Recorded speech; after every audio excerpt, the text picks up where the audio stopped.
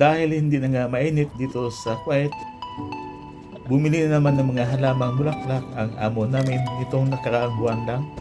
At kami naman ni Chief Pre ang bumanat nito sa pagtatanim. Narito naman ang mga ilang pangalan ng mga bulaklak na ito.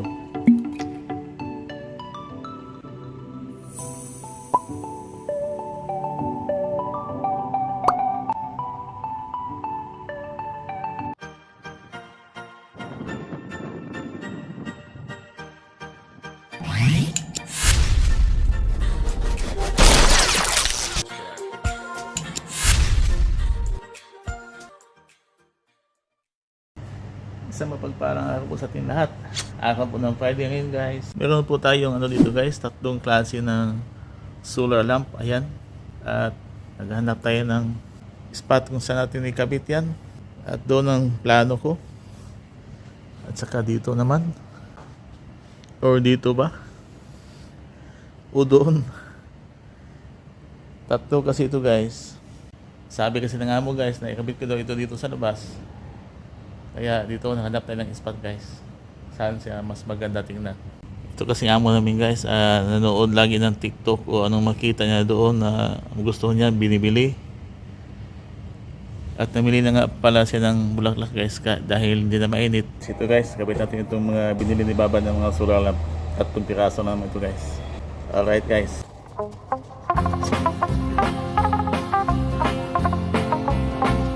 Hello! Roy, Jasper, Jennifer, Jenny, how are you?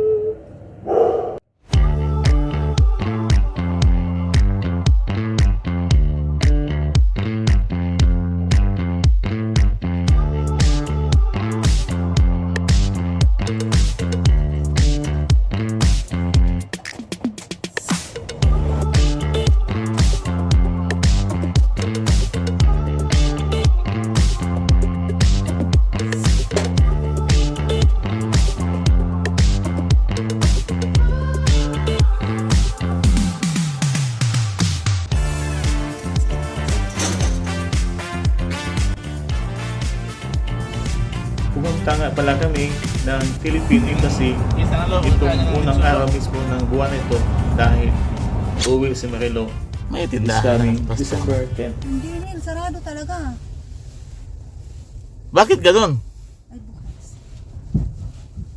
Tanong. Hindi ko alam. Tanong tayo. Tatanong na lang ako. Ayan si Marilo, guys. Uwi. Bakasyon muna ng 2 buwan. Kaya ito, nagpapasis na siya ng mga papilis niya. Ano lo? Holiday daw ngayon. Anong holiday? Anong... Hindi ko alam kung anong holiday yun. Hindi ko naintindihan yung salita niya. Ibang lahi kasi. Pati diyan sa loob, bang lahi? Oo. Eh di ba itim yung nandyan? Sabi, dito sabi niya yung holiday, kung anong holiday. Sabi ko, hindi, pinapakinggan ko kasi, di ba Bonifacio Day nung 30? Oo. Oh. Pinapakinggan ko yung salita niya, hindi naman tumutog na. Wala naman ngayon Kaya nga sabi lang dito sa loob, public holiday today. O di sige, public holiday. Bukas pa. Uwi tayo. Uwi tayo. Pambihira. Alam mo naman tulog tayo dito. Hintayin natin magbukas-bukas. Balik tayo ulit bukas. Oo. Ganitong oras din. Siyempre.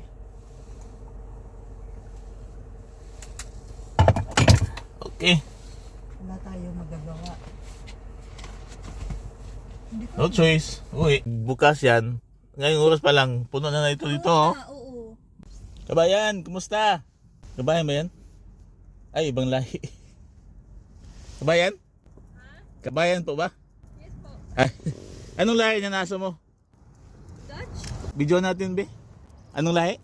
Dutch. That's... Yun. Taba. Parang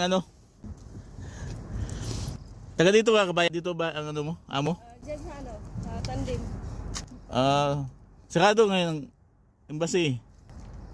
Sarado siguro ngayon. Wala kang balita, anong holiday yan? Wala din. Cute ng aso. Sige kabayan, salamat. Sige. Ingat. Sarado talaga. No? Ito naman yung Bangladesh Embassy dito sa Kuwait. Yan yan. Yung vlog na yan. So, walang katao-tao. Di ba alam natin ang holiday ngayon? Siyempre alam ng tatayan bro. Hindi na ako sinabi yan ah. Ito na yung baon natin guys. Sana doon sa embassy. Guys, agahan. Itlog sa kaapol. Taglamig na sa Kuwait guys. Kaya ito na yung attire natin. Paggabi, kailangan mo na ng long sleeve o jacket. Kasi sobrang lamig na sa gabi guys. Kasi winter season na nga. Alright. Nandito ulit kami ngayon ni Marilu guys sa embassy. Kasi kahapon. Holiday pala kahapon kasi may summit dito sa Kuwait. Ito na yung temperatura dito sa Kuwait guys. 14.5. Kaya makikita nyo yung mga tao dyan naka-jacket na. At ito tayo din. Yan yung oras natin saka yung araw nito. December 2 na. Christmas na. Yan mga business nila ito guys. Yan mga kabayan na may mga business dito. Nagtitinda. Guys, taas ng pila dito.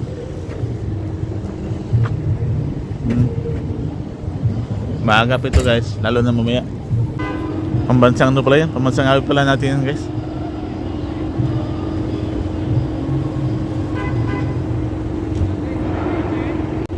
Ayun guys, nagano din sila, nagpanatang makabayan din sila. May mga gusto niya magkape ha?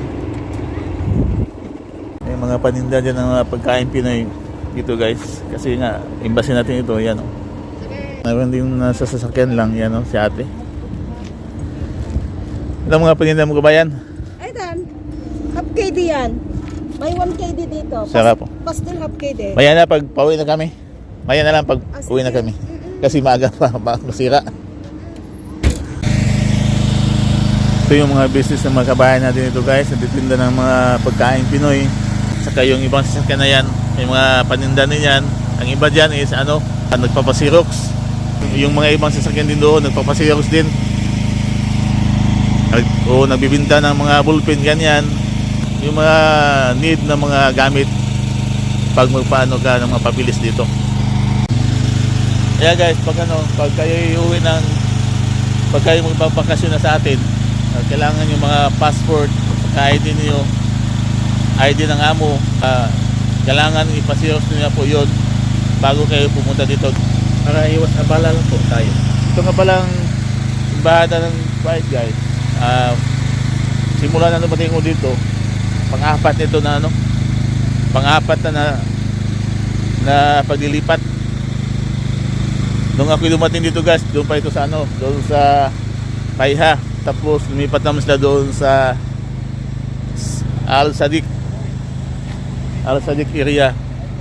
Tapos napunta din sa Salwa at ngayon dito na ngayon sa sa Sabah Salim. Dito na sa may Salim Al Sabah. So palipat-lipat ito ng guys, ng lugar natin, ibahada natin dito. Kita niyo yun guys mayroong nagpapasirok. So yung mga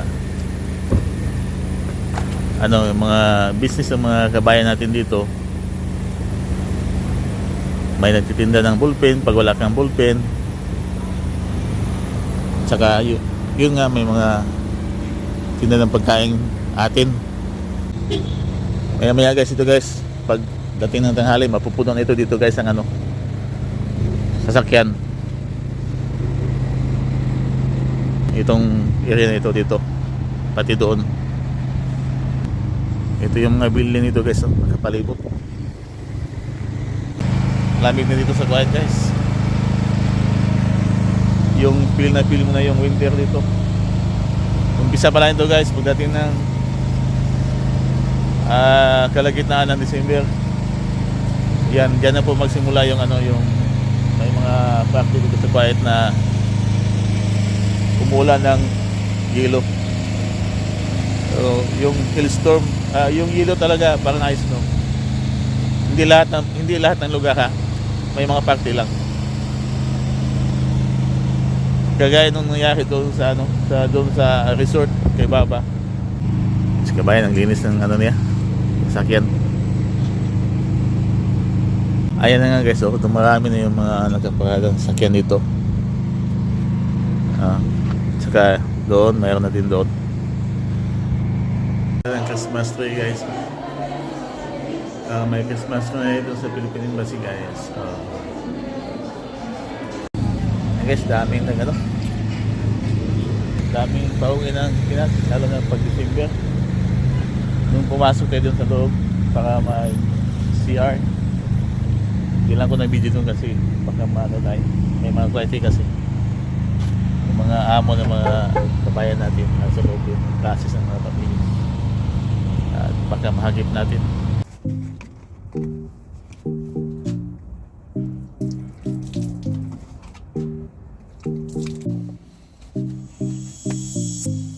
Hugasan ng kamay guys kasi nagugutom tayo guys. May binigay na kasi binigay ito ng Marilu guys. Parang ano niya ito, baon niya ito kung sakaling matagal ng kami doon. O binili ba kanya ito, hindi ko alam.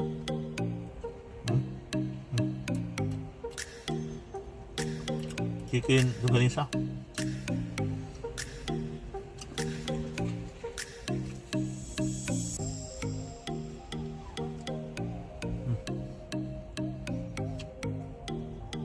Sarap. Dog nga. Sarap. At saka manok guys. Fried chicken. Sarap.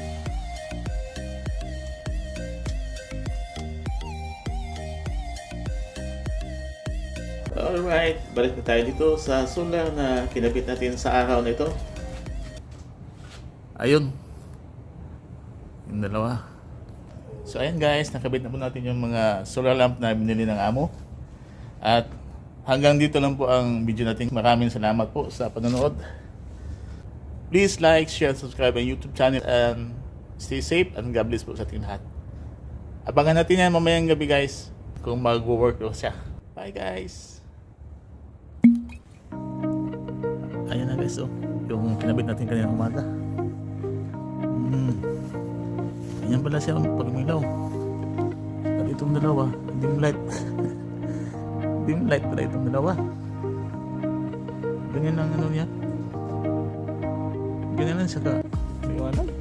Itong dito. Oh. May wanag niya. Ayos lang yan. Ba't natin nagawa natin yung pagawa sa atin. Yung isa nilagay natin doon guys, iba sa dalawa guys. Kasi pag may mahagip siyang tao guys, liwanag siya. Yan o. Diba?